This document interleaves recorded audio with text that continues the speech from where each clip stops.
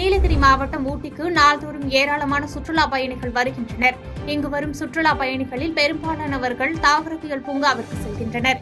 இங்கு செல்லும் சுற்றுலா பயணிகளை கவரும் வகையில் பூங்காவில் பல லட்சம் மலர் செடிகள் நடவு செய்யப்பட்டது. ஏப்ரல் மற்றும் மே மாதத்தில் பூக்கும் வகையில் செடிகள் நடவு செய்யப்பட்டுள்ளன. அதே சமயம் சுற்றுலா பயணிகள் ஏமாற்றம் அடையாமல் இருக்க புதிய கண்ணாடி மாளிகையில் பல்வேறு மலர் தொட்டிகளை கொண்டு மலர் கோபுரம் அமைக்கப்பட்டுள்ளது. இதனை சுற்றுலா பயணிகள் கண்டு ரசித்து செல்வதுடன் அதன் அருகே நின்று புகைப்படமும் எடுத்து செல்கின்றனர். சுற்றுலா பயணிகளை கவரும் வகையில் தற்போது கண்ணாடி மாளிகையில் தூலிப் மற்றும் லில்லியம் மலர் செடிகளும் அலங்கரித்து வைக்கப்பட்டுள்ளன.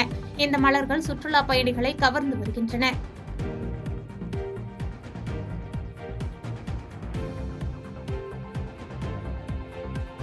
பாதகம் செய்பவரை கண்டால் நாம் பயங்கொள்ளலாகாது பாப்பா.